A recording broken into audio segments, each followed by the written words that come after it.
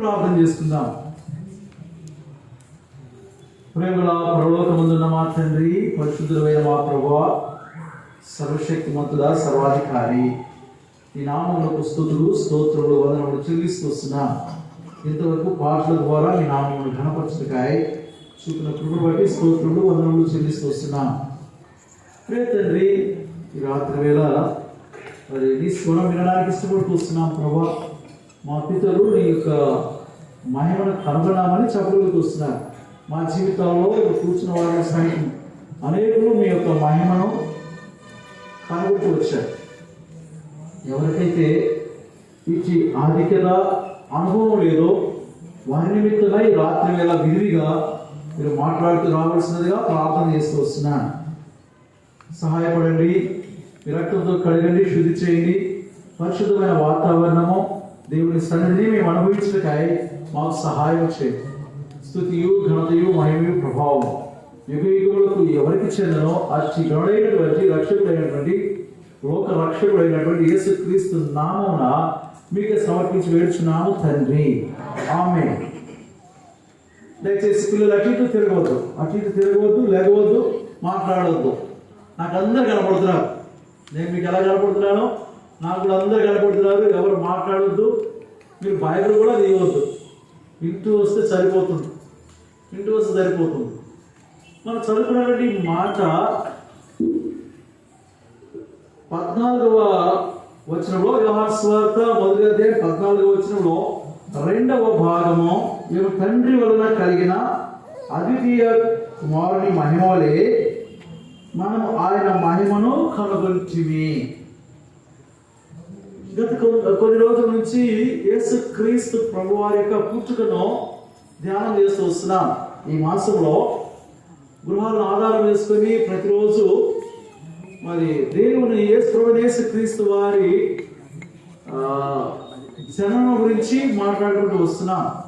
ఆయన వచ్చినప్పుడు ఇలా ధ్యానం చేస్తూ వచ్చాం. మహా సంతోషము తీసుకొచ్చాడని చూస్తూ వచ్చాం. మహాప్రేమను తీసుకొచ్చాడని చూస్తూ వచ్చాం. గత రాత్రి మనం ఏం చూస్తూ వచ్చామంటే, అయ్యా మీరు కూడా మాట్లాడడానికి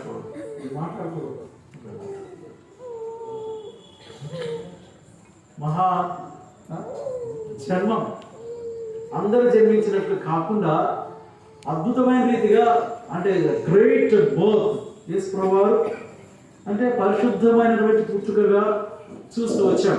ఈరోజు చూడండి, మహామహిమ ప్రభు పుట్టాడంటే మహామహిమతో పుట్టాడని విషయాన్ని ఈ రాత్రి వేళ మనం చూడనయించున్నాము.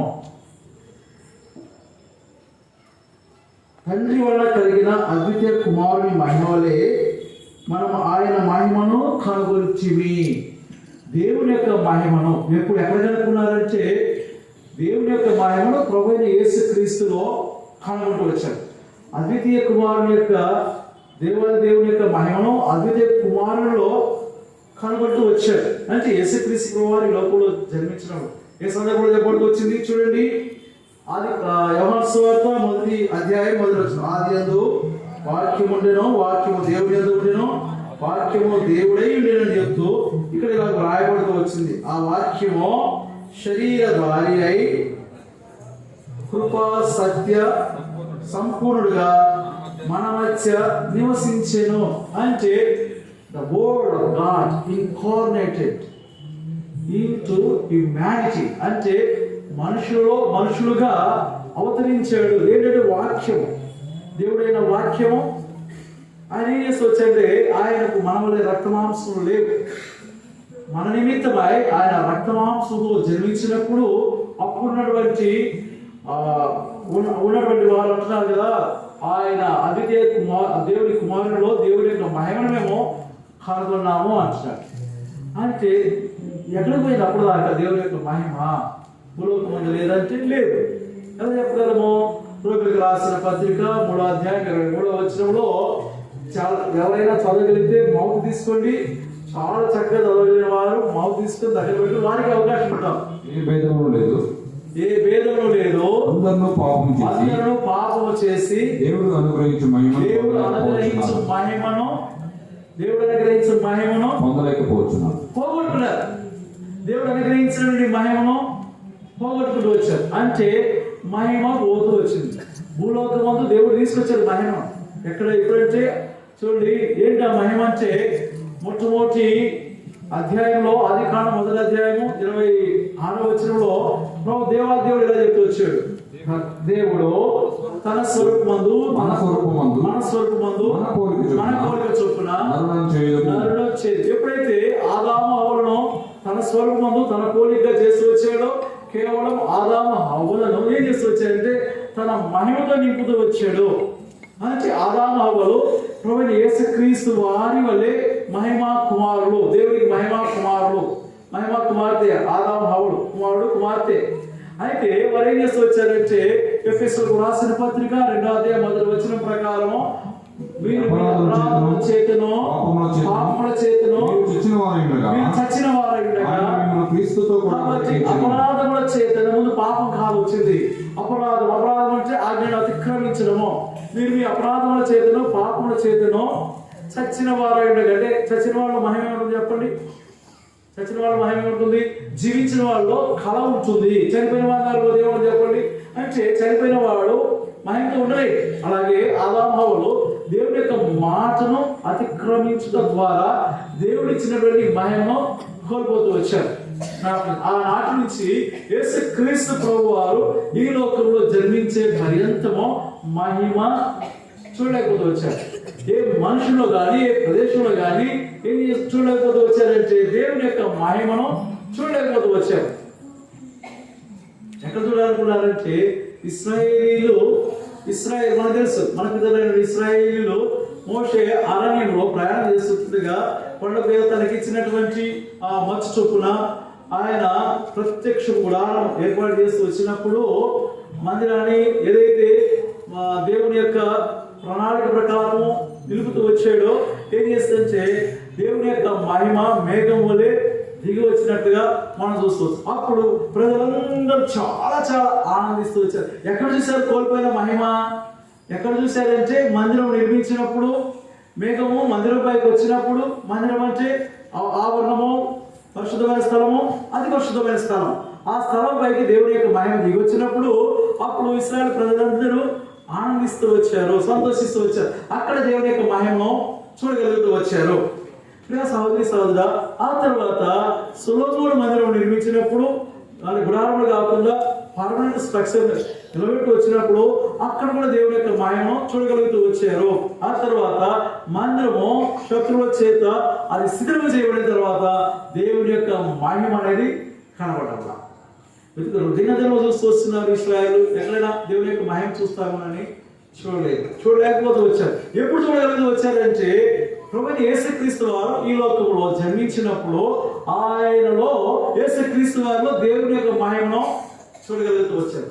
కూర్చున్న మనమందరం కూడా దేవుడు మనకు అనుగ్రహించిన ఆదాము హవ్వలకు దేవుడు ఏ మహిమను ఇస్తూ వచ్చాడో ఆ మహిమను ఆయన అతిక్రమించడం ద్వారా, దేవుని యొక్క మాటను ఆదాము హవ్వలు అతిక్రమించడం ద్వారా వారు కోల్పోయి మనం కూడా ఆ యొక్క వారి సంతతిగా, వారి సంతానముగా, వారి యొక్క వారసులుగా ప్రపంచంలో చెదిరిన ప్రతి దేశంలో ఉన్నటువంటి మానవులందరూ కూడా ఏం చేస్తూ వచ్చారు? దేవుని మహిమను కోల్పోతూ వచ్చారు. ఏదైనా తోటలో ఉన్నప్పుడు ఆదాము హవ్వలు ఏదైనా తోటలో మిగతా చెట్ల గురించి చెప్పలేదు, కానీ 2 చెట్ల గురించి చెప్తూ వచ్చారు. ఒకటి జీవ వృక్షము, రెండవది మంచి చెడ్డల తెలివినిచ్చు.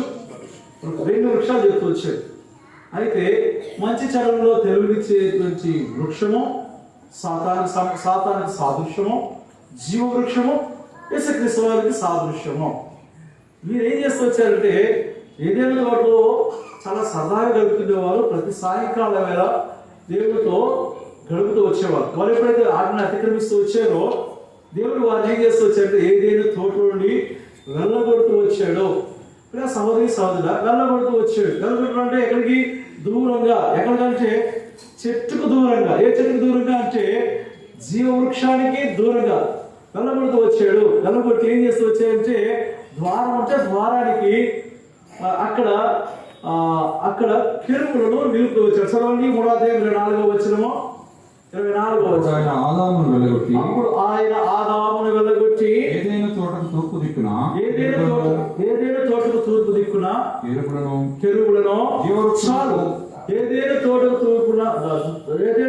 తూర్పు దిక్కున కెరూబులను, ఎందుకంటే ద్వారాన్ని కాయడానికి కెరూబులను నిలబెడుతూ వచ్చాడు. ఆ కెరూబుల యొక్క సృష్టి దేవదూతల యొక్క సృష్టి వేరు.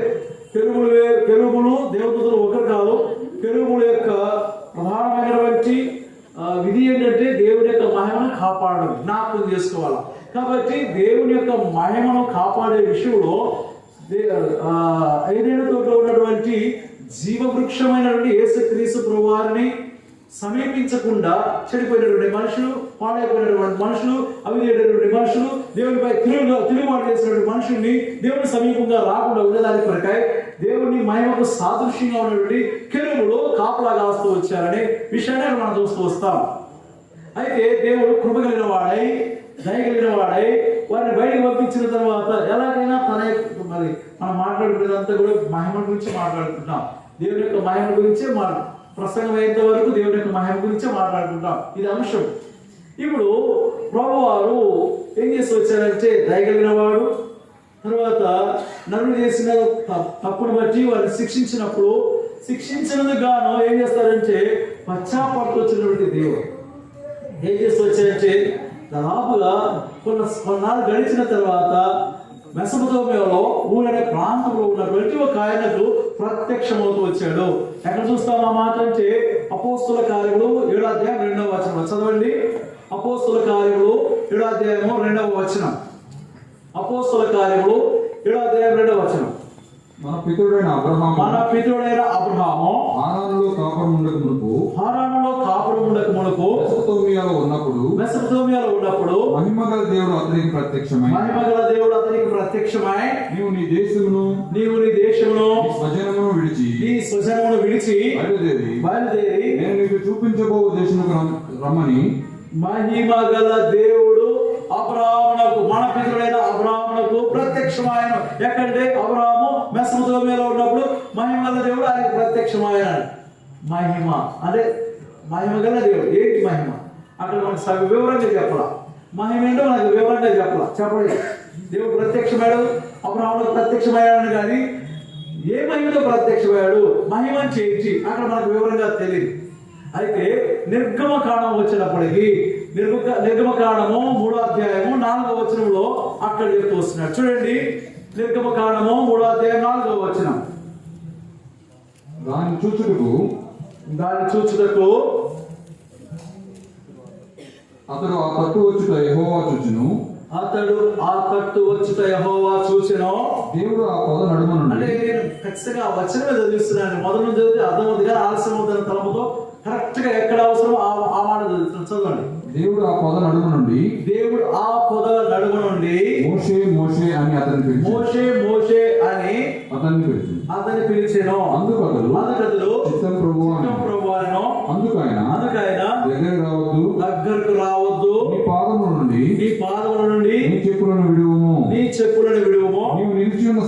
నీవు నిలిచినటువంటి స్థలము దేవుని యొక్క మహిమ, పరిశుద్ధంగా దేవుని యొక్క మహిమతో నా మహిమతో నిండినటువంటి స్థలం ఇది. కాబట్టి దగ్గరకు రావద్దు. ఎక్కడండి మోషే ఇక్కడ డ్యూయల్ రోల్ పోషిస్తూ వస్తున్నాడు, గమనించాలి. మోషే సత్యన్న అంటున్నాడు కదా, మోషే ఏమంటాం, డ్యూయల్ రోల్ అంటే ఉంటాము, ద్విపాత్రాభినయం చేస్తున్నాడు ఇక్కడ, గమనించాలి. ఎట్లా అంటే మోషే వస్తున్నాడు, ఎక్కడికో వస్తుంటే ఏమన్నాడంటే అక్కడ పొదలలో ఒక ఏముందంటే అది చదువుతాము, కరెక్ట్గా ఆ మాట చదవాలి. పొదలలో దేవుడు ఆ పొద నడుము నుండి మోషే పాపకి ఇవ్వరాదు, ఫాస్ట్గా ఉంటుంది. చదువు.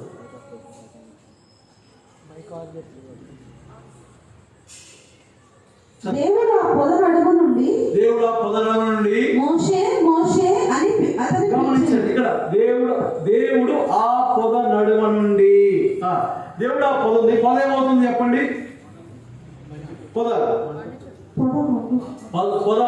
మండుచుండెను.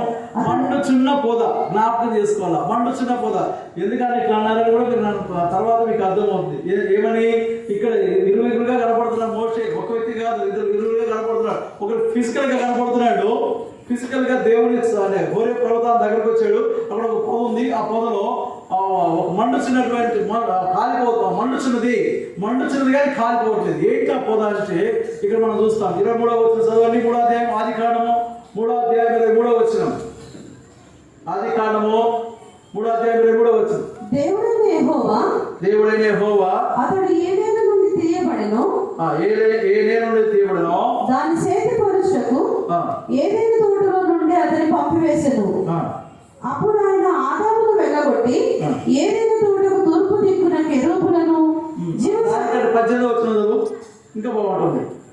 అది ముండ దుప్పలను గచ్చ పొదలను నీకు మొలిపించును. పొలము పంట ఏం చేస్తుందంట? అది ముండ్ల తుప్పలను గచ్చ పొదలను నీకు మొలిపించును. అంటే జ్ఞాపకం చేసుకోవాలా. మన దేవుడి యొక్క మహిమ గురించి మాట్లాడుకుంటున్నాం. మోషేకు కనపడేటువంటి పొద ఇది ముండ్ల తుప్పులు గచ్చ పొదలు. దేనికి సాదృశ్యం అంటే శాపానికి సాదృశ్యము. దేవుడు శపించినటువంటిది ముండ్ల పొదలు, ముండ్ల తుప్పులు, గచ్చ పొదలు. ఇవి దేవుడి యొక్క శాపానికి సాదృశ్యంగా ఉంది. అంటే కర్స్. ఎక్కడికి వచ్చాడు దేవుడు? మనం ఎక్కడికి వచ్చిందంటే మన పొదలోకి వచ్చింది. ఆ పొద ఎవరంటే లిటరల్ గా అక్కడ నిలబడినటువంటి మోషే. ఈ పొద మోషే అక్కడ నిలబడ్డావు కానీ నీకు సాదృశ్యంగా ఉన్నటువంటి నేను ఈ పొదలో ఉన్నాను అంటే నీవు శపించబడిన వాడు అని మోషేతో మాట్లాడుతాడు. నువ్వు వచ్చావు నా దగ్గరకు ఏదో ఇశ్రాయేలు మీద రోషం ఉండి ఇశ్రాయేలుని విమోచించాలి, ఐగుప్తు దేశంలోంచి ఫరో అనేవాడు విసిగిస్తున్నాడు, ఫరో అనేవాడు బాధపడుతున్నాడు, కఠిన రాసతలోకి తీసుకొచ్చాడు, కాబట్టి నా జల్లైన వారిని నేను విడిపించాలని వచ్చావు కానీ దేవుడి స్థితికి చూడన్నాడు. ఏం చూడమన్నాడు? ఇదిగో ఈ పొదలు చూడు, ఈ పొద నీ గురించి నేను జ్ఞాపకం వస్తుందంటే నువ్వే రాసావు కదా. ఏం రాసావు? 3వ అధ్యాయం 18వ వచనంలో ఆదికాండంలో శపిత పొదలు, ముండ్ల చెట్లు, ముండ్ల తుప్పలు, గచ్చ పొదలు ఇవన్నీ శాపానికి సాదృశ్యంగా ఉన్నాయి. శాపము నీ జీవితం శాపగ్రస్తమైనది. ప్రియ సహోదరి సహోదరుడా, యేసుక్రీస్తు ప్రభువారి యొక్క మహిమను కనుక్కోలేకపోతే వారు మహిమ కనుక సంతోషిస్తూ వచ్చారు. అదినా యేసుక్రీస్తు ప్రభువారి లోకంలో పుట్టినప్పుడు యేసుక్రీస్తు ప్రభువారిని చూడగానే దేవుడి యొక్క మహిమను చూసి వారు సంతోషిస్తూ వచ్చారు. ఒకవేళ నీ జీవితంలో యేసుక్రీస్తు ప్రభువారి యొక్క మహిమను కనుక్కోపోతే, యేసుక్రీస్తు ప్రభువారి యొక్క మహిమను కనుక్కోలేకపోతే నువ్వు ఎటువంటి వాడైనా శపించబడినటువంటి స్థితిలోనే ఉన్నావు. నీకు ఇట్లా చాలా మంచి మంచి గృహాలు ఉండొచ్చు, విజయవాడ మహానగరంలో మంచి ఇల్లు ఉండొచ్చు, ఎన్నో అంతస్తులు ఉండొచ్చు, ఉద్యోగాలు ఉండొచ్చు, వ్యాపారాలు ఉండొచ్చు. కానీ ప్రియ సహోదరి సహోదరుడా, నువ్వు శపితమైనటువంటి వాడవు, శాపగ్రస్తమైన స్థితిలో ఉంటున్నావు. మోషే చెప్తున్నాడు, మోషే రాకుమారుడు. నేను చెప్తూ వచ్చాను, మోషే ఫరో ఇంట్లో గుర్తు వచ్చాడు, తర్వాత రాజుగానైనటువంటి వాడు రాకుమారుడు అంటే హీ వాస్ ప్రిన్స్. ప్రభు సన్నిధికి వచ్చినప్పుడు ఓ మోషే, నువ్వు రాకుమారుడు అయితే కావచ్చేమో కానీ నీవు శపితమైనటువంటి వాడవు. శబ్దమైనటువంటి కూర్చున్న వారిలో ప్రభు యొక్క మహిమను కనుక్కోలేకపోతే నీకేమున్న లోకంలో ధనము, ఘనము, బలము ఏమున్నా గాను నీ జీవితం క్షణికమైపోయేటువంటిది. కాబట్టి నువ్వు శబ్దమైనటువంటి వాడవు అని చెప్తున్నాడు ప్రభు. శబ్దమైనటువంటి వాడు. చదవండి 4వ వచనం. 4వ వచనం. దానిని చూచుటకు ఆ తట్టు వచ్చుట యెహోవా చూచెను. దేవుడు ఆ పొద నడుము నుండి మోషే మోషే అని అతనిని పిలిచెను. మోషే మోషే అని అతనిని పిలిచెను. గమనించండి, ఇక్కడ ఒక మాట తీసుకుందాం. మోషే మోషే అని అతన్ని పిలిచెను. మోషే ఈ స్థితి గురించి చెప్పాను కదా, ఇదే మోషే గురించి ఇంకో చదువులా చెప్పుకొచ్చాను. ఎలా చెప్పుకొచ్చా అంటే 4వ అధ్యాయం 6వ వచనంలో చదవండి. ఇదే మోషే శపితమైనటువంటి జీవితం మాత్రమే కాకుండా మోషేకి ఇంకొక జీవితం ఉన్నది. అదే నిర్గమకాండము, నువ్వు చదివేది కరెక్టే. నిర్గమకాండము 4వ అధ్యాయం 6వ వచనంలో, మరియు యెహోవా నీ చెయ్యి నీ రొమ్మున ఉంచుకొనుమనగా అతడు తన చెయ్యి రొమ్మున ఉంచుకొని దాన్ని వెలుపలికి తీసినప్పుడు ఆ చెయ్యి కుష్ఠము గలదై హిమము వలె తెల్లగా ఆయను. తర్వాత ఆయన అక్కడ చూపించాడు నువ్వు శబ్దమైన వాడవని. తర్వాత ఇమీడియట్గా నెక్స్ట్ చాప్టర్లోనే మోషే మంచిది నువ్వు శబ్దమైన వాడు అని చూపిస్తూ వచ్చాను. అది నీకు ఇంకొక విషయం కూడా చూపిస్తాను, నీ చెయ్యిని రుమ్మున ఉంచుకో అన్నాడు. మోషే ఏం చేస్తూ వచ్చాడంటే దేవుడు చెప్పాడు కదా, తన చెయ్యి తీసుకుని కుడి చెయ్యి తీసుకుని తన రుమ్మున పెట్టుకున్నాడు.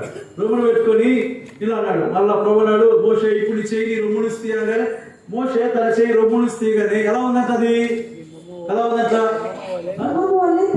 ఈ మమ్మ వాళ్ళే అంతే, నాకేం లేదా. కాబట్టి హిమం వల్ల తెల్లగా ఉండి కుష్ఠ రోగం, కుష్ఠ అంటే మోషేకు హృదయం ఎలా ఉందంట, ఎలా ఉందంట, కుష్ఠు. మోషే హృదయం ఎలా ఉందంట అంటే చేయిలో, అంటే నువ్వు హృదయంలో చూసుకోలేవు కానీ నీ హృదయంలో ఉన్నదంతా నీ చేతిలో చూపిస్తాను చూడని ఏం చెప్పించాడంటే, హృదయంలో ఉన్నటువంటి చేతి టచ్ చేయగానే నీ యొక్క హృదయం ఇలా ఉంది అన్నాడు. అంటే అర్థం ఏంటంటే నీ హృదయము కుష్ఠు రోగం కలిగిన అన్నాడు. అందుకని ఇర్మియా గ్రంథము 17:9 వచనంలో ఒక మాట చెప్పబడుతూ వచ్చింది. ఏం చెప్పబడుతూ వచ్చింది అంటే, హృదయము అన్నిటికంటే మోసకరమైనది, అది ఘోరమైన వ్యాధి కలిగినటువంటిది. హృదయం అన్నిటికంటే మోసకరమైనది, అది ఘోరమైనటువంటి వ్యాధి కలిగింది. నిన్న ఒక మాట చెప్తూ వచ్చాను. యేసుక్రీస్తు ప్రభువు ఎక్కడ పుట్టాడంట, ఎక్కడ పుట్టాడు, పశువుల తొట్టి. ఎక్కడ పడుకోబెట్టబడ్డాడు, పశువుల తొట్టిలో, పశువుల పాకలో పుట్టాడు. ఎక్కడ పడుకోబెట్టి అంటే ఎక్కడ పడుకోబెట్టబడుతూ వచ్చాడంటే పశువుల తొట్టి. తొట్టి అంటే ఏముంటుంది తొట్టిలో, కుడితి ఉంటుంది. కుడితి అంటే మంచి స్మెల్ వస్తుందా, మంచి స్మెల్ వస్తుందా, ఏం స్మెల్ వస్తుంది చెప్పండి. అప్పుడు అక్కడ నిలబడగలమా? ప్రతి పనికిరానిది, ఇంట్లో పనికిరానిది, వ్యర్థమైనది ఏది మా సిస్టర్ చేశారంటే క్రిస్కి రోజు జ్ఞాపకం వచ్చి, అరే నాయన ఆ రోజు ఆదివారము మీటింగ్ పెట్టాము, కొంత మిగిలిపోయిన అన్నము అందులో ఉండటం నాకు గుర్తుంది, ఒక్కడికి కుళ్ళిపోయాడు, అది స్ప్రైట్ పడైపోయింది. కుళ్ళు అంటే పాడైపోయినటువంటి కుళ్ళిపోయినటువంటిది ఆహారం ఏమైంది, ఏం చేస్తామంటే కుళ్ళి తొట్టులో వేస్తాం. అందులో పడుకోబెట్టాడు ప్రభువారు. అంటే ఆ కుడి తొట్టి ఈ హృదయానికి సాదృశ్యం ఉంది. ఏ హృదయం అంటే పాపపు కుష్ఠుతో నిండినటువంటి హృదయానికి సాదృశ్యం. అక్కడ ఉన్నాడు. ఎవరన్నాడంటే అక్కడ దేవుని యొక్క మహిమ ఉంటుంది. ఆ ఎక్కడైతే పొదందో, ఏ పొదైతే కాకుందో ఆ పొదలోనే ఎవరున్నారంటే దేవుని యొక్క మహిమ ఉంటుంది. దేవుని యొక్క మహిమ అక్కడ చూడగలం. కాబట్టి ఎక్కడ చూడాలనుకుంటానంటే అక్కడ మనుష్య కుమారుడు ఈ లోకంలో జన్మించినప్పుడు, మన అంటే పాప శరీరాకారంలో జన్మిస్తూ వచ్చినప్పుడు ఆ మహిమను అక్కడ మనుషులు ఆయనలో చూస్తూ వచ్చారు. యేసుక్రీస్తు ప్రభువు మహిమ ఆయనలో ఆ మహిమ చూడాలని చూస్తూ వచ్చారు. మరి నీ సంగతి ఏంటి, నా సంగతి ఏంటి? ఎట్లాంటిది హృదయం అంటే శాపగ్రస్తమైనది, ఎలాంటిది నా హృదయం అంటే పాపపు రోగముతో ఉన్నటువంటి విషయం. ఇది సంగతి. ఇప్పుడు ఏం చేస్తాడు, వచ్చాడంటే పిలుస్తూ వచ్చాడు. మోషే పిలుస్తూ వచ్చాడు. మోషే అని పిలిచాడు. ఎందుకు పిలిచాడు చూడండి. మోషే ఎందుకు పిలుస్తూ వచ్చాడు, ప్రభువు మోషే ఎందుకు పిలుస్తూ వచ్చాడు అంటే,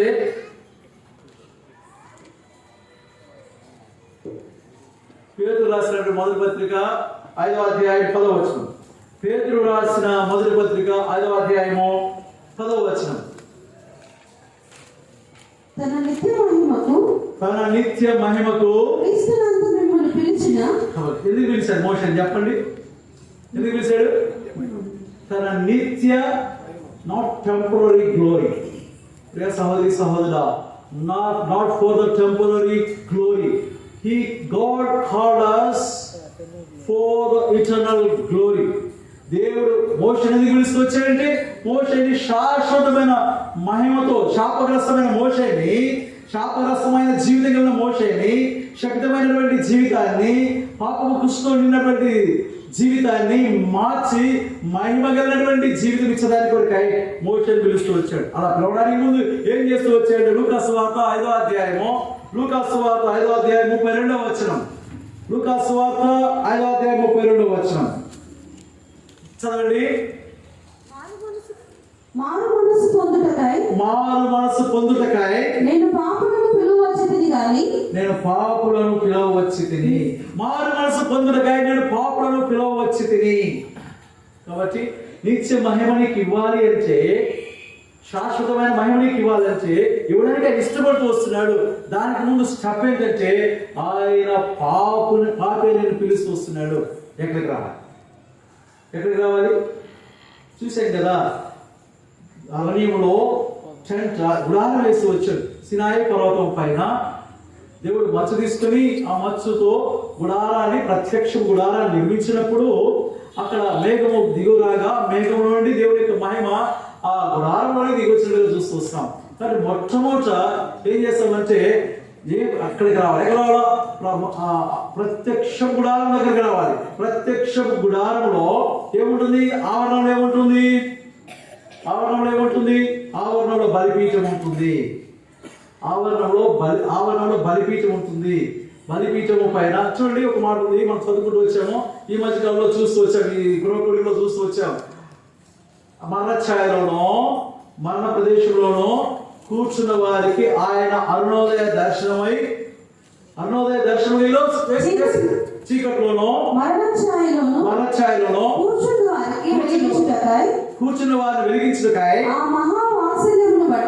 మహావాత్సల్యమును బట్టి పైనుండి ఆయన మనకు అరుణోదయ కాబట్టి అక్కడేమో కుమారుడు అనుగ్రహించి 3 పదాలు దేవుడు లోకమునంతో ప్రేమించారని యేసుక్రీస్తు వారు నిత్యాన్ని చెప్పుకొస్తున్నాడు. ఇక్కడ మరణఛాయలోను మరణ ప్రదేశంలో కూర్చున్న మనకు ఏం చేసి వచ్చింది? ఆయన అరుణోదయ దర్శనముగా, అరుణోదయం అంటే సూర్యుడు, అరుణోదయం అంటే మార్నింగ్, దేవుడు ఉదయించడం, అరుణోదయ దాన్ని ఇస్తూ వచ్చాడు. ఎక్కడ? ఆవరణంలో. ఆవరణం ఉంటుంది, పరిశుద్ధమైన స్థలం ఉంటుంది, అతి పరిశుద్ధమైన స్థలం ఉంటుంది. ప్రియులారా, మన జ్ఞాపకం, ఆవరణంలో ఏముంటుంది అంటే ఆవరణంలో బలిపీఠం ఉంటుంది. ఎక్కడికి రావాలంటే దేవుని మహిమను చూడాలంటే, నేను దేవుని యొక్క మహిమను చూడాలంటే ఆవరణం దగ్గరికి రావాలి. యేసుక్రీస్తు ప్రభువు సూర్యుడిగా ఉదయించినప్పుడు ఆయన నీపైన ఉదయించినప్పుడు, ఆయన సన్నిధి కాంతి నీపైన ఉదయిస్తూ వచ్చినప్పుడు నువ్వు ఎక్కడికి రావాలంటే, ఆయన పిలుస్తూ వచ్చినప్పుడు ప్రయాసపడి భారం మోసుకొచ్చిన సమస్తమైన వారులారా నా దగ్గర రెండేళ్ళు పిలుస్తూ వచ్చినప్పుడు ఎక్కడ రావాలంటే ఆవరణం దగ్గరికి రావాలి. ఆవరణం దగ్గరికి వచ్చినప్పుడు సంపూర్ణంగా యేసుక్రీస్తు ప్రభువు యొక్క మహిమను చూడలేం, కానీ అది మొదటి స్టెప్, ఫస్ట్ స్టెప్, ప్రధానమైనటువంటి స్టెప్. దహన బలిపీఠం దగ్గరికి రావాలి, గొర్రెపిల్ల వధించబడిన దగ్గరికి రావాలి. ఆ గొర్రెపిల్ల యోహాను సువార్త 1వ అధ్యాయం 29వ వచనంలో, ఇదిగో లోక పాపములను మోసుకెళ్ళిపో దేవుని గొర్రెపిల్ల, హీస్ ఇటర్నల్ అంటే సాక్రిఫైస్, ఆయనే శాశ్వతమైనటువంటి బలి. శాశ్వత బలి అయినటువంటి యేసుక్రీస్తు సన్నిధికి రావాలి. కలువరి శిలువలో 2000 సంవత్సరాల క్రితము నీకు మహిమించడానికి కొరకాయ, ఆయనలో దేవుడి నువ్వు కోరుకునేటువంటి మహిమ ఆయన వెతుకడానికి కొరకాయ నువ్వు మొట్టమొదటి అన్ని పిలుస్తూ వస్తున్నాడు. ఎక్కడ పిలుస్తూ వస్తున్నాడంటే కలువరి సన్నిధికి పిలుస్తూ వస్తున్నాడు, కలువరి చెంతకు పిలుస్తూ వస్తున్నాడు. మనం చేసే మొట్టమొదటి పొరపాటు ఏంటంటే అక్కడికి రావడంలా. ఎక్కడికి రావడంలా? సిలువ చెంతకు రావడంలో. ఒక పాట ఉంది కదా శివుడి గీతాల్లో, సిలువ చెంతకురా సహోదరుడా సహోదరు. కాబట్టి దేవుని యొక్క మహిమను కనుగొనాలని ఆశించేటువంటి వారు, దేవుని యొక్క ఆహ్వానాన్ని మన్నించి రావాలనుకున్నటువంటి వారు, ప్రయాసపడి భారం మోసుకుంటున్న వాళ్ళ నా ఎదుకు రండిని ప్రభు పిలుస్తున్నాగా ఆయన ఎదుకు రావాలి, ఆయన యొక్క మహిమను చూడాలి అని అనుకునేటువంటి వారు ఎక్కడికి రావాలా? సిలువ సన్నిధికి రావాలా. ఎక్కడ యేసుక్రీస్తు ప్రభువు గొర్రె పిల్లవలే వధించబడుతూ వచ్చాడో ఆవరణకు సాదృశ్యంగా ఉన్నటువంటి కలువరి శిలువలో ప్రభువు చేసినటువంటి బలియాగం సన్నిధికి రావాలి. మనం ఏం చేస్తాం చెప్పండి? సంఘాలను వెతుక్కుంటాం, అంటే నాకు అనుకూలమైన సంఘాన్ని వెతుక్కుంటూ వస్తాం. కాబట్టి అక్కడ ఏముందంటే, అక్కడ ఒకవేళ ఈ యొక్క మరి ఈ బోధ లేకపోతే, యేసుక్రీస్తు ప్రభువుని గురించినటువంటి బోధ లేకపోతే, సిలువను గూర్చిన వార్త నశిస్తున్న వారికి వెళుతాము కానీ రక్షింపబడుతున్నటువంటి పాపికి లేక దేవుని యొక్క శక్తి అనేది. కాబట్టి ఇప్పుడు సహోదరా, నీవు దేవుని యొక్క కోల్పోయినటువంటి ఆదాము ద్వారా నువ్వు కోల్పోయినటువంటి మహిమను వెతకాలంటే సిలువ దగ్గర మాత్రమే వెతకగలవు. యేసుక్రీస్తులోనే వెతకగలవు. యేసుక్రీస్తు ప్రభువు మరణించడం ద్వారా మాత్రమే వెతకగలవు. ఒకసారి చర్చికి వెళ్తాము, మాస్టర్ గారు ఏమంటారంటే రక్షణ స్వార్థం చెప్పరు, పాపమైన విషయాన్ని బోధించరు, సిలువల గురించి మాట్లాడరు, యేసుక్రీస్తు రక్తం గురించి మాట్లాడరు. బాప్తిసం తీసుకున్నావా అంట. బాప్తిసం తీసుకున్నావా అంటే అర్థం ఏంటి? అదే రక్షణ పొందేవాడు. నీళ్ళలో ముంచే చేస్తారు, రక్షణే లేదు. రక్షణ లేని వాడికి నీళ్ళలో ముంచుతేవి, ఆ ఎదురు కావడంలో ముంచుతేవి చెప్పండి. రక్షణ లేని వాడికి, పాపం క్షమాపణ కలిగిన వాడికి, యేసుక్రీస్తు రక్తంలో కడగబడిన వాడికి, పాప కుష్ఠులో ఉన్నటువంటి వాడికి, శాపగ్రస్తమైన జీవితం ఉన్నవాడికి బాప్తిసం ఇస్తే ఎదురుకాళ్ళు మురికాళ్ళు మునినా వచ్చే, ఎక్కడ మునినా వచ్చే, పాపం ఎక్కడ పోతుంది? కనుకనే మళ్ళీ అనేకులము క్రైస్తవ కుటుంబంలో గుర్తు వచ్చాం. అనేకమైన క్రైస్తవ కుటుంబంలో గుర్తు వచ్చాం. అబ్రహాంగా పేరు పెట్టుకున్నాం, ఇస్సాక్గా పేరు పెట్టుకున్నాం, యాకోబుగా పేరు పెట్టుకున్నాం, దావీదుగా పేరు పెట్టుకున్నాం, లేకపోతే బైబిల్లో ఉన్న పేర్లన్నీ దానికి లేటెస్ట్ గా పేర్లు తగిలించి పేరు పెట్టుకుని వస్తున్నాయి. కానీ ప్రియ సహోదరి సహోదరుడా, నీ జీవితం శాపగ్రస్తమైనది, నీ జీవితం పాపపు కుష్ఠం నిండినటువంటిది. క్రైస్తవులమే కానీ మనము దేవుని యొక్క మహిమను కనుగొనలేకపోతే వస్తున్నాము. ప్రతి ఆదివారం చక్కగా రెడీ మన ఈ వీధిలో కూడా ఉన్నారు చాలా మంది. వినపడుతుంది. ఏ వినపడతాయంటే టీవీలో నుంచి సినిమాలు వినపడుతున్నాయి, రోజు వినపడుతున్నాయి, సినిమా పాటలు వినపడుతున్నాయి. చర్చికి వెళ్ళిపోతున్నాం, ఉదయం అవగానే చర్చికి వెళ్ళిపోతున్నాం. ఇక తర్వాత వారం అంతా కూడా సినిమా పాటలు రకరకాలు వినపడుతున్నాయి. అంటే మన జీవితాల్లో చర్చికి వెళ్తున్నాం కానీ మన జీవితాల్లో యేసుక్రీస్తు ప్రభువు వారి యొక్క మహిమను కనుగొనలేకపోతూ వస్తున్నాం. శాపగ్రస్తమైన వాడను, శాపగ్రస్తమైన దాలను, పాపపు రోగంతో ఉన్నవాడను, పాపపు రోగంతో ఉన్నదాన్ని గ్రహింపు లేకుండా ఉన్నాం. ప్రియ సహోదరి సహోదరుడు, ఆత్మ సంబంధమైన భ్రమలో బ్రతకవద్దు. మోసపోకుండా దేవుడు ఎక్కిరింపబడు. ఎలా ఉంది నీ జీవితం? నీ పాపములు క్షమించబడినాయా? గుర్తెరిగి వస్తున్నావా? మోషే కూడా నేను రాజుని కదా, రాజుగా ఉందో నాకు రోషం ఉంది, నేను ఇస్రాయేల్ని మోచిస్తానని వస్తే ఏం చేసి వచ్చాయంటే ఆగాగు అక్కడ, ఇదిగో నువ్వు ఇటువంటి వాడు, నువ్వు శాపగ్రస్తమైనటువంటి వాడు. నువ్వు వెలుచున్నటువంటి సంఘంలో రక్షణ పొందిన వారు ఉన్నారా? మార్మల్స్ పొందిన వారు ఉన్నారా? పరిశుద్ధమైన జీవితం జీవిస్తున్నటువంటి వారు ఉన్నారా? లోక సంబంధమైన పద్ధతుల్లో జీవిస్తున్నారా? నువ్వు వెళ్ళినటువంటి దేవుడి పరిశుద్ధుడు, దేవుడి సేవకుడు పరిశుద్ధులై ఉండాలా, దేవుడి ప్రజలు పరిశుద్ధులై ఉండాలా, దేవాలయం పరిశుద్ధమై ఉండాలా, దేవుడి సంఘంలోకి వచ్చేటువంటి వారు పరిశుద్ధులై ఉండాలా. అట్లా కాని పక్షంలో దేవుడు పరిశుద్ధుడైంది, సేవకుడు బోధించేవాడు పరిశుద్ధుడు కాకపోతే అట్లా నీకే జీవం ఉండదు. ప్రభువైన యేసుక్రీస్తు ఆయన యొక్క జీవము నీలో ప్రవహించదు. పరిశుద్ధమైన దేవాలయంగా లేకపోతే అక్కడ దేవుడి యొక్క జీవం ఉండదు. దేవుడి యొక్క క్రమం లేకపోతే అక్కడ దేవుడి యొక్క జీవం ఉండదు. 4వ దినాన్ని సృష్టి చేసినప్పుడు ఆయన పెద్ద జ్యోతిని, చిన్న జ్యోతిని, తర్వాత ఇంకేం చేస్తూ వచ్చాడు? నక్షత్రాలు చేస్తూ వచ్చాడు. పెద్ద జ్యోతి యేసుక్రీస్తు ప్రభువారు, చిన్న జ్యోతి సంఘము, నక్షత్రాలు మనమైనా. యేసుక్రీస్తు ప్రభువారు పరిశుద్ధుడు, సంఘం పరిశుద్ధమైనది, సంఘంలో చేరవచ్చే పరిశుద్ధుడు, ప్రతి విశ్వాసి పరిశుద్ధులై ఉండాలి. అప్పుడే దేవుడి యొక్క మహిమ వెతకగలం. అప్పుడు ఆ స్థలంలో దేవుడి యొక్క మహిమ వెతకగలం. రెండవ సంగతి, లోపలికి వెళ్ళిన తర్వాత ఏమని చెప్పండి? ఆవరణ దాటి లోపలికి వెళ్ళిన తర్వాత ఏమని చెప్పండి? ఇక్కడేమో బయట వెలుతురు, ఇక్కడ లైట్స్ ఏమో అవసరం. రాత్రి అయితే మనకి లైట్లు కావాలి. ఆవరణంలో ఏమి లైట్ ఉంది? ఆవరణంలో ఏ వెలుగుంది? పగలేమో సూర్యుడు ఉన్నాడు, రాత్రి వేళ చందమామ, మూన్.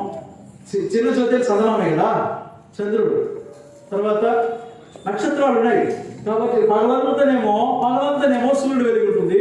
రాత్రి వేళ మనకి ఇలాంటి లైట్ కావాలి. చంద్రుడు ఉంటాడు, నక్షత్ర వెలుగు ఆవరణం పైన ఉంటుంది. అది దేనికి సాదృశ్యంగా ఉందంటే యేసుక్రీస్తు ప్రభువారి యొక్క బలియాగానికి సాదృశ్యంగా ఉంది. అనేకులు కూర్చున్న వారిలో ఈ అనుభవం లేకపోతే ప్రభు వస్తే, రాత్రి ప్రభు వస్తే ఖచ్చితంగా విడిచిపెట్టబడేవాడుగా ఉంటాం. మోసపోవద్దు. ప్రభు అక్కడ సమీపంగా ఉంది. రెండవది, లోపల ప్రవేశించగానే ఏముంటుంది? లోపల అతి పరిశుద్ధమైన స్థలం, ఆవరణము పరిశుద్ధమైన స్థలంలో ఏముంటుంది? వెలుగు కొరకై కరెక్ట్ దీప ల్యాంప్ స్టాండ్, దీపస్తంభం. దాని గురించి నేను మాట్లాడిన ఇప్పుడు. దీపస్తంభం అంటుంది. దీపస్తంభం యేసుక్రీస్తు ప్రభువారి యొక్క పునరుత్థానానికి సాదృశ్యం. మంచిదే ప్రియ సహోదరి సహోదరుడా. నువ్వు దేవుని మహిమను కనుక్కోవాలంటే ఏం చేయాలా? యేసుక్రీస్తు ప్రభువారి యొక్క పునరుద్ధానం గురించి కూడా తెలుసుకోవాలి. నీ జీవితము యేసుక్రీస్తు ప్రభువారి యొక్క పునరుత్థానంతో నిండి ఉన్నదా? యేసుక్రీస్తు ప్రభువారి యొక్క పునరుత్థానం గురించి నీకు తెలుసా? యేసుక్రీస్తు ప్రభువారి పునరుద్ధానం గురించి నువ్వు ఎరుగుదువా? అపోస్తలుడు పౌలు ఏమన్నాడు? నేను ఆయన పునరుత్థాన బలమును ఎరుగు నిమిత్తము ప్రభువైన యేసుక్రీస్తు వారు మరణించారు. లూకా సువార్త 24వ అధ్యాయంలో ప్రభు యేసుక్రీస్తు మరణించినప్పుడు ఏం చేస్తూ వచ్చారు? చదివిపోతూ వచ్చారు, బైబిల్ చదివిపోతూ వచ్చారు. 24వ అధ్యాయం 13 చదువుకుంటూ వస్తే అక్కడ 11వ వచనంలో ఏం రాయబడి ఉంది? ఇదిగో ఆ దినమందే వారిలో ఇద్దరు యెరూషలేమునకు ఆమడ దూరమున ఉన్న ఎమ్మాయి అనే గ్రామమునకు వెళ్ళుచు జరిగిన ఈ సంగతులన్నిటిని గూర్చి ఒకరితోనొకరు సంభాషించుచుండిరి. వారు సంభాషించు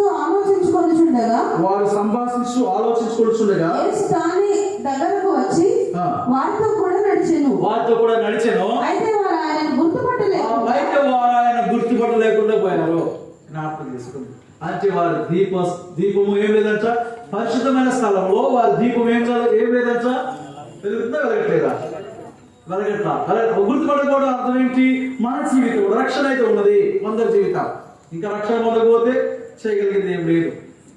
ఇదే నేడే రక్షణ దినము, నేడే అనుకూలమైన సమయం. ఒకవేళ రక్షణ పొంది కూడా యేసుక్రీస్తు ప్రభువుని గుర్తుపట్టకపోతే మామూలుగా కూడా గుర్తుపట్టారు. 3.5 సంవత్సరాలు తిరిగారు. 12 మందిలో ఇరువురు గుర్తుపట్టింది. మామూలు వ్యక్తులు కాదు. యేసుక్రీస్తు ప్రభువుతోనే ఉన్నవారు, యేసు ప్రభువుతోనే చూసిన వారు. ప్రియ సహోదరి సహోదర, ఆయన సముద్రం పైన నడిచినప్పుడు సముద్రాన్ని దానిపైన గాలిని గద్దించినప్పుడు చూసినటువంటి వారు. చిన్న అద్భుతం నుంచి పెద్ద అద్భుతం వరకు. మొట్టమొదటి అద్భుతము కానావిలో నీళ్ళను ద్రాక్షారసంగా చేసినటువంటి ఆ సూచికరం మొదలుకొని లాజరు చనిపోయినప్పుడు, లాజరు 4 దినాలు సమాధిలో ఉన్నప్పుడు లాజరును లేపినటువంటి అద్భుత కార్యాలు చూసినటువంటి వారు మరి ఏం చేశారు చెప్పండి? యేసుక్రీస్తు ప్రభువు చనిపోయి తిరిగి లేచినటువంటి పునరుత్థానమైనటువంటి యేసుక్రీస్తు వారిని గుర్తుపట్టలేనటువంటి స్థితి. ఎంత మంది క్రైస్తవులు రక్షణ ఉంది, మన రక్షణ లేదు. నామకార్థం క్రైస్తవులు ఉంటారు, వారికి అన్నీ ఉంటాయి, విశ్వాసుల వల్లే అన్నీ ఉంటాయి. వాళ్ళ దగ్గర బైబిల్ ఉంటుంది, వారికి ఒక చర్చ్ ఉంటుంది, వారికి ఒక పాస్ట్ ఉంటారు, వాళ్ళ ఆరాధనకి వెళ్తారు, మంచి పాటలు మనకు రావాలి. సరే మనం పాట ఎవరు వింటారు? వాళ్ళ దగ్గర మాత్రము ఆర్కెస్ట్రా ఉంటుంది. అక్కడ అది విని సంతోషించి వచ్చేస్తారు. అది ఆరాధన అనుకుంటారు. సంతృప్తి లేని జీవితాలు. వారు కూడా విశ్వాసులు. గురుగులుగా పెరుగుతూ వస్తుంటారు. ప్రియ సహోదరి సహోదరులు, గోధుమలుగా పెరుగుతూ వస్తుంటారు. ఎవరు జడ్జ్ చేస్తారంటే ప్రభు వచ్చినప్పుడు ఆయన ఏర్పరిచేవాడుగా ఉంటారు. ప్రభులో బ్రతికేటువంటి వారు. నేను కూడా క్రైస్తవ కుటుంబంలో కూర్చోవాడు. అటువంటి వారు రక్షణ పొందినటువంటి వారు వీరి వల్లే ఉంటారు. ఎవరి వల్లే ఎవరికి గుర్తుపట్టనది? శిష్యులు ఎవరుగా పిలువబడినటువంటి వారు, అపోస్తులుగా పిలువబడినటువంటి వారు సహితము ప్రియ సహోదరి సహోదర అపోస్తులుగా ఉండి 3.5 సంవత్సరాలు ప్రభుతో కూడా ఉండి యేసుక్రీస్తు ప్రభు వారిని ఫిజికల్ గా చూశారు. ఆయన చనిపోయి సమాధి చేయబడి తిరిగి లేచినప్పుడు ఆయన్ను పునరుత్థానమైన దేవుడిగా చూడని పరిస్థితులు ఉన్నవి. అపోస్తులకి ఇటువంటి దుస్థితి కలిగితే నీవే పార్టీ నేనే పార్టీ. అపోస్తులకే ఈ దుస్థితి కలిగితే యేసుక్రీస్తు ప్రభువు యొక్క మహిమను, యేసుక్రీస్తు ప్రభువు యొక్క పునరుత్థానాన్ని నెరవేరే స్థితి ఉంటే అపోస్తలుడు పౌలు ఏమన్నాడు? నేను ఆయన పునరుత్థానమును ఎరుగు నిమిత్తమన్నాడు. ఎవరు చెప్తారు ఈ మాట? పరలోకానికి వెళ్ళాడు. పరదేశం వెళ్ళినవాడు పరలోకానికి వెళ్ళాడు. పౌలు ఏమంటున్నాడు చెప్పండి? పరలోకానికైనా వెళ్ళవచ్చు, లేకపోతే పరదేశానికి వెళ్ళవచ్చు, కానీ దేవుని యొక్క పునరుత్థానాన్ని ఎరగడము చేతకాకపోవచ్చు. ఆయన చెప్పిన మాట, నేను ఆయన పునరుత్థానమును ఎరుగు నిమిత్తము. రెండవదిగా ప్రభువుని వెతకాలంటే పునరుత్థాన బలాన్ని ఎరగాలి. యేసుక్రీస్తు ప్రభువు యొక్క పునరుత్థాన బలాన్ని ఎరగాలి. ఒకవేళ నువ్వు యేసుక్రీస్తు ప్రభువు యొక్క పునరుత్థాన బలాన్ని ఎరిగి జీవిస్తున్నామంటే ఖచ్చితంగా జీవితంలో అది కనబడుతుంది. నీ జీవితంలో విశ్వాస అయితే నీ విశ్వాస జీవితంలో యేసుక్రీస్తు ప్రభువు యొక్క పునరుత్థాన సామాన్యమైన విశ్వాసంగా బ్రతుకుతున్నావా, లేక యేసుక్రీస్తు ప్రభువు యొక్క పునరుత్థాన జీవముతో పునరుత్థాన బలంతో బ్రతుకుతున్నావా, జీవిస్తున్నావా, అలా సాక్షిస్తున్నావా? సత్యం కూడా తెలుస్తుంది. ఎవరు? నీకంటే పరిపూర్ణమైనటువంటి విశ్వాసాలు కూడా వారికి ఈజీగా నీ జీవితం అంటే తెలిసిపోతుంది. రెండవ తరగతి వారి స్థితి 3వ తరగతి వారికి తెలియకపోవచ్చు. 2వ తరగతి వారికి స్థితి 5వ తరగతి వారికి తెలుస్తుంది కదా. యేసుక్రీస్తు ప్రభువు యొక్క పునరుత్థాన బలాన్ని ఎరిగిన వారు నువ్వు అలాంటి జీవితం జీవిస్తున్నావో తెలుస్తుంది కదా. సహోదరి సహోదరు, మనం జ్ఞాపకం చేసుకోవాల్సింది దేవుని యొక్క మహిమను వెతకాలి అంటే ఏం కావాలా? ఆయన పునరుత్థాన బలాన్ని ఎలా వెతకగలము? యేసుక్రీస్తు ప్రభువారికి పునరుత్థాన బలాన్ని ఎలా వెతకగలము? మొట్టమొదటి ఎక్కడ తన ఆయన చూపిస్తూ వచ్చాడు? మోషకి ఎక్కడ చూపిస్తూ వచ్చాడు? ఎక్కడ చూపిస్తూ వచ్చాడు? పొదలో. ఇంకొకసారి ఎక్కడ చూపిస్తూ వచ్చాడు? మహిమను పాపం చూపిస్తూ వచ్చాడు. తన స్థితి తన మహిమ ఎక్కడ చూపిస్తూ వచ్చాడు? సినాయి పర్వతం పైన. సినాయి పర్వతంపై ఏం చేస్తూ వచ్చాడు? ఏం చేస్తూ వచ్చాడు మోషే? సినాయి పర్వతం పైన మోషే ఏం చేస్తూ వచ్చాడు? ప్రార్థన చేస్తూ వచ్చాడు. ఎన్ని రోజులు? 40 రోజులు. మీరు అలా ఏమని చెప్పడం, 40 రోజులు చేస్తే ఏమవుతుంది? శరీరంలో బలహీనతలన్నీ వచ్చాయి. షుగర్ పేషెంట్స్ 2 రోజులు 3 రోజులు హాస్పిటల్ పాలవుతారు. అంటే ఇప్పుడు ఉపవాసం ఉండాలనే కాదు, ఏం నేర్చుకుంటున్నాం అంటే యేసుక్రీస్తు ప్రభువారి యొక్క మహిమను చూడాలి అంటే ఏం చేయాలా? ప్రార్థనాపూర్వమై ఉండాలి. ఉంటున్న ప్రార్థనా జీవితం ఉందా మన జీవితాల్లో? క్రైస్తవులమే, విశ్వాసులమే ప్రార్థనా జీవితం ఉందా మన జీవితాల్లో? కాబట్టి దేవుని యొక్క మహిమను కనుక్కోవాలంటే యేసుక్రీస్తులో వారు చూస్తూ వచ్చారు, సంతోషిస్తూ వచ్చారు. ఇప్పుడు దేవుని యొక్క మహిమ చూడాలంటే ఎక్కడ చూడాలా? నీ పాప జీవితాన్ని ఒప్పుకోవాలా, తర్వాత యేసుక్రీస్తు ప్రభువారి యొక్క పునరుత్థానాన్ని ఎరగాల, తర్వాత దేవుని యొక్క మహిమను కనుక్కోవాలంటే మోషే సినాయి పర్వతం కనుక్కుంటూ వచ్చాడు. నువ్వు ప్రార్థన చేస్తూ వచ్చావంటే ఎడతెక్క ఉదయం సాయంకాలం ప్రార్థన చేస్తూ వచ్చావంటే అక్కడ దేవుని యొక్క మహిమను చూడాలి. మేము సువార్త ప్రకటించడం అలవాటు మాకు సహవాసం, మాది హెబ్రోన్ సహవాసం. హైదరాబాద్లో ముషిరాబాద్ దగ్గర గోల్కొండ క్రాస్ రోడ్లో మాకు హెడ్ క్వార్టర్ ఉంటుంది.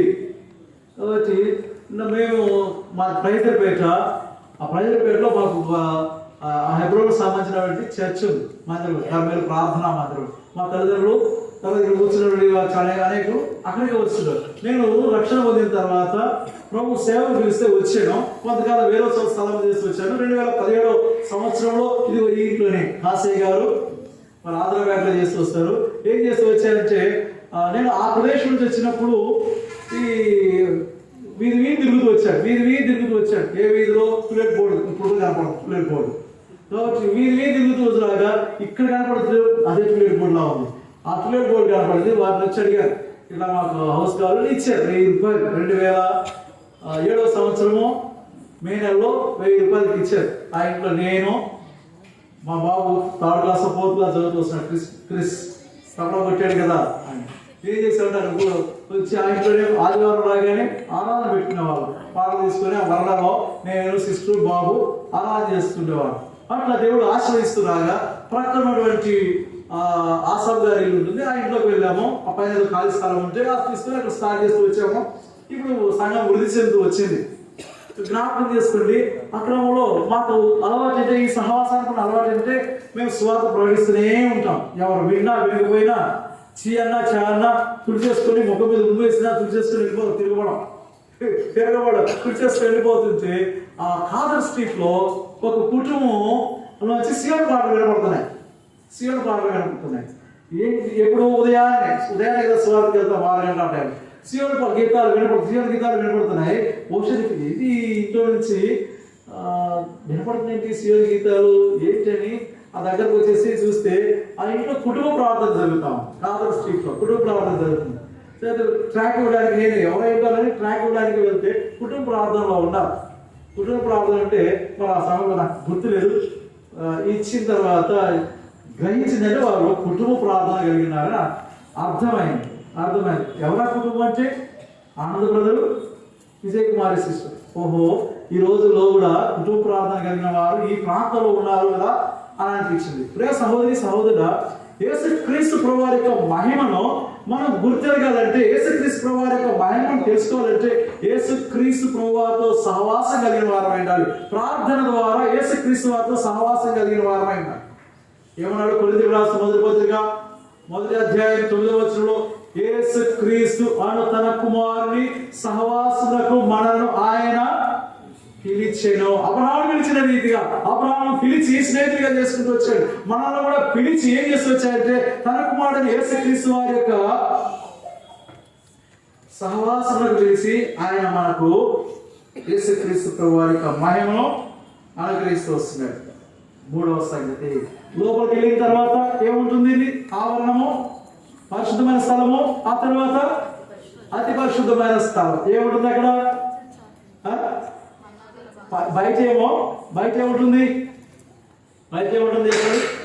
బయట ఏమో సూర్యుడు ఉంటారు వెలిగివ్వడానికి, రాత్రి అయితేనేమో చంద్రుడు ఉంటాడు, తర్వాత ఇలా నక్షత్రాలు ఉంటాయి వెలిగిస్తుంది.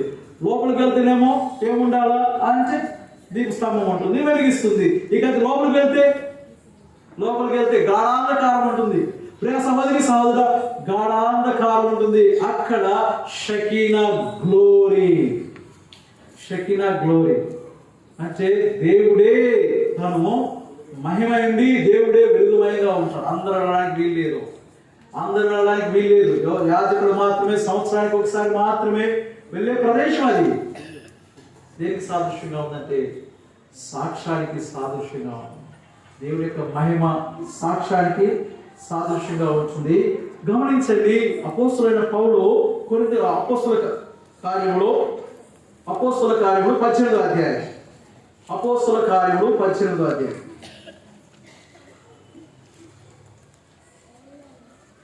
మొదటి చదవగలరా? అపోస్తల కార్యములు. అటు తర్వాత పౌలు ఏథెన్సు నుంచి బయలుదేరి కొరింథీలకు వచ్చి పొంతు వంశీయుడైన అకులా అను ఒక యూదుని అతని భార్య అయిన ప్రిస్కిల్లను కనుగొని వారి యొద్దకు వెళ్ళెను. యూదులందరూ రోమా విడిచి వెళ్ళిపోవాలనని క్లౌదియా చక్రవర్తి ఆజ్ఞాపించినందున వారు ఇటలీ నుండి క్రొత్తగా వచ్చిన వారు వృత్తికి డేరాలు కుట్టువారు. పౌలు అదే వృత్తి వాడు గనుక వారితో కాపురం ఉండెను. వారు కలిసి పని చేయుచుండిరి. అతడు ప్రతి విశ్రాంతి దినమున సమాజ మందిరంలో తర్కించుచు యూదులను గ్రీసు దేశస్థులను ఒప్పించుచు నుండెను. గమనించండి, ఈ స్థలం ఇక్కడ చదువుతున్నారు. అకులా ప్రిస్కిలా అనే దంపతులు ఉంటూ వచ్చారు. అకులా ప్రిస్కిలా ఏంటి అంటే అక్కడ ఏథెన్స్ లో లేదా కొరింథీలో అపోస్తలుడైన పౌలు సువార్త ప్రకటిస్తూ వస్తూ అక్కడ మంచి సాక్ష్యం కలిగిన దంపతులను కలుస్తూ వచ్చాడు. ఎవరంటే అకులా ప్రిస్కిలా. కనుక మన జీవితాల్లో మనం కూడా మనం ఉండే చోట మంచి సాక్ష్యం కలిగిన వారమైన మా సంఘంలో ప్యూర్గా దేవుని మహిమ కొరకు మాత్రమే మేము శ్రమిస్తూ వస్తుంటాం. ప్రతి చిన్న విషయంలో కూడా దేవునికి మాత్రమే మహిమ రావాలని ప్రయాసపడుతూ వస్తుంటాం. అన్య ఆచారాలు చెయ్యం, క్రిస్మస్లు చేయం. మీరు మిమ్మల్ని ఏమి నిందించట్లేదు. ఇలా మేము దండలు వేయము, ఎందుకంటే రైటింగ్స్ వేయము, స్టార్లు పెట్టము, భౌతిక సంబంధమైన ఏమీ చేయము. దేవుని వాక్యంలో చెప్పబడినది ఏది చేయము. ఏది చేయము. అలా చేసినట్లయితే ఆజ్ఞ అతిక్రమించేదిగా ఉంటుంది. ఒకవేళ మీరు అలా చేశారంటే నా మాట కాదు, దేవుడి మాట. ఒక అక్షరం కలపకూడదు, తీసివేయకూడదు. కాబట్టి మనము అన్యాచారాలు ఏవి దేవుని వాక్యంలో చెప్పండి ఏది చేయము. దేవునికి ప్యూర్గా వాక్య ప్రకారము దేవుని యొక్క వాక్యం ఏం చెప్తుందో అది చేయడానికి మాత్రమే, ఆనందం ఉండడానికి, సాక్ష్యం ఇవ్వడానికి ప్రయాసపడుతూ వస్తాం. కాబట్టి మంచి సాక్ష్యానికి సాదృశ్యంగా ఉంటుంది. సాక్ష్యం కొరకై ప్రాణాలు విడిచిపెట్టిన వారు చరిత్రలో దేవుని కొరకై సాక్ష్యం ఇచ్చేదాని కొరకై జీవితాలను సమర్పించుకున్న వారుగా ఉంటున్నారు. ప్రియ సహోదరి మంచిది. నువ్వు స్టార్స్ పెట్టుకుండొచ్చు, లేకపోతే మంచిగా బీటిపై చేసి ఉండొచ్చు విగ్రహానికి, చాలా సంతోషం. నీ హృదయం ఎలా ఉంది?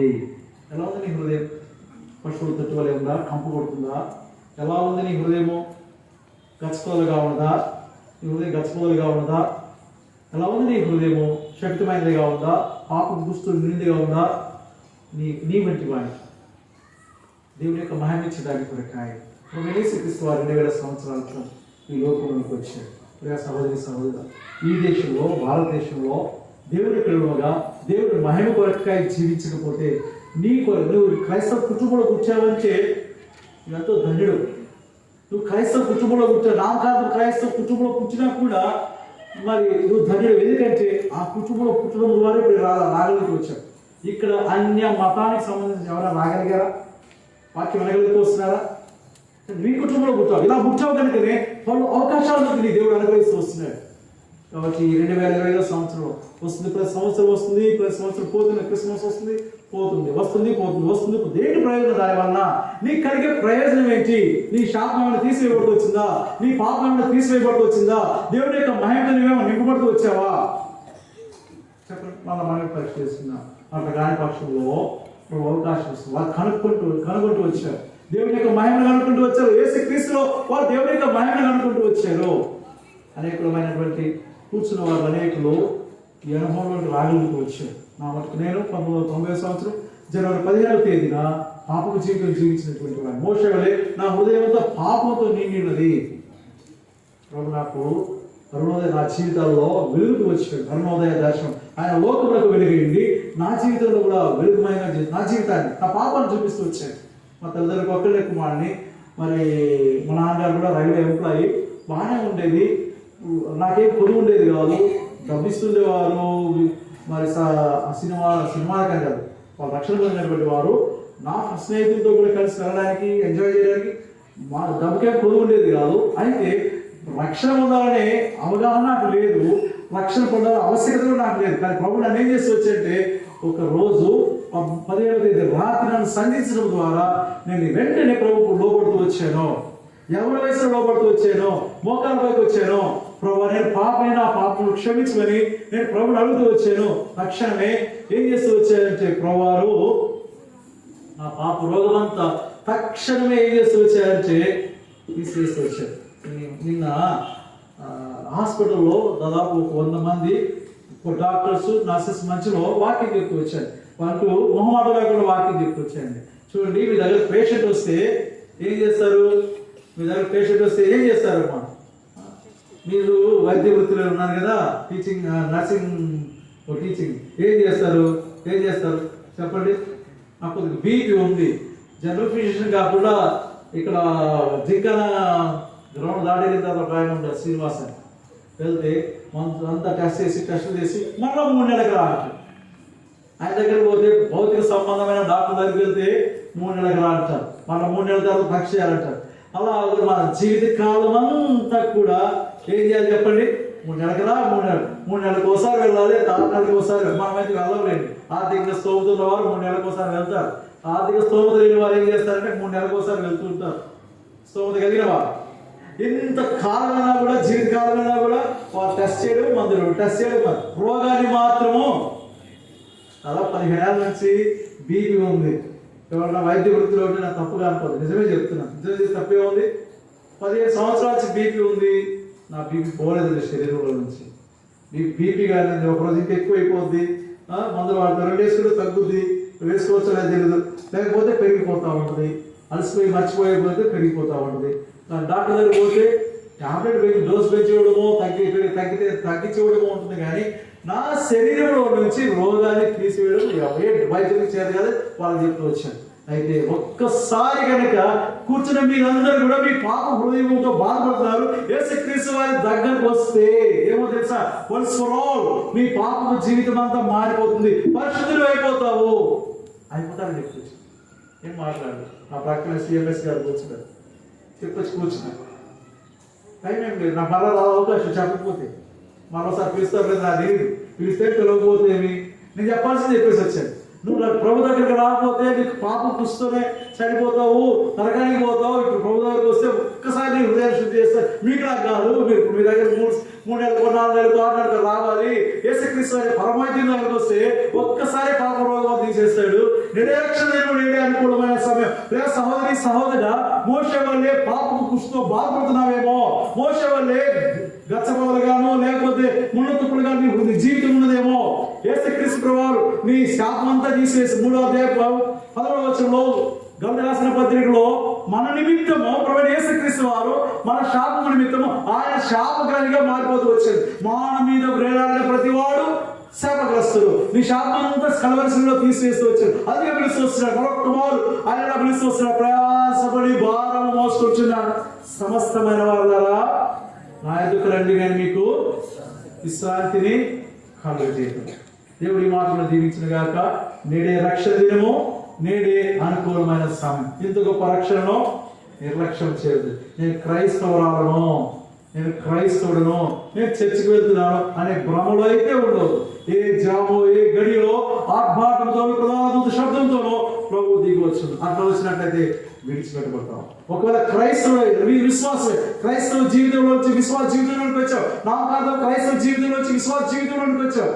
యేసుక్రీస్తు ప్రభువు వారి యొక్క పునరుత్థాన శక్తి, పునరుత్థాన బలము వెలగకపోతే, లేదా యేసుక్రీస్తు ప్రభువు వారితో సహవాసం కలిగి ఉండకపోతే, లేదా యేసుక్రీస్తు షకీనా గ్లోరీతో ఉండేటువంటి సాక్ష్యం నీకు లేకపోతే ఖచ్చితంగా విడిచిపెట్టబడతాం. రక్షణ లేని వారికి నేనే రక్షణ అనుకూలమైన సమయం. రక్షణ పొందిన నీకు దేవుడితో సహవాసం లేకపోయినా, ఆయన పునరుద్ధాన బలం ఎరగకపోయినా, నువ్వు మంచి సాక్షిగా మిగలకపోయినా విడిచిపెట్టబడతాం. ఇద్దరికి వారిని ప్రవహిస్తున్నాడు, నేను కాదండి. ఆయన స్వరం వినిపిస్తున్నాడు. రక్షణ లేకపోతే విడిచిపెడతావు. నేను భక్తి సహవాసంలో ఉన్నాను, నేను రక్షణ పొందాను, బాప్తిస్మం ఇస్తున్నాను అని చెప్పినా ఆయన పునరుత్థానాన్ని ఎరగకపోతే, ఆయనతో సహవాసం కలిగి ఉండకపోతే, నీ జీవితంలో నీ కుటుంబంలో సాక్షిగా ఉండకపోతే విడిచిపెట్టబడతాం. కనుక నేడే అనుకూలమైన సమయము, నేడే రక్షణ దినం. వీరు రక్షణ లేని వారికి రక్షణ కొరకు సిద్ధపడే కొరకు సరి చేసుకోవడం కొరకు ప్రవహించే అవకాశం. ఈ మాటలను దేవుడు ఆశీర్వదించును గాక. మంగళగిరి నుంచి వచ్చినటువంటి ప్రియులు ఆనంద బ్రదర్ వారి ప్రధానగా మర్యాదాస్ గారు వారు వచ్చి ప్రార్థన చేస్తే ఈ కూడికను ముగించుకుంటాం.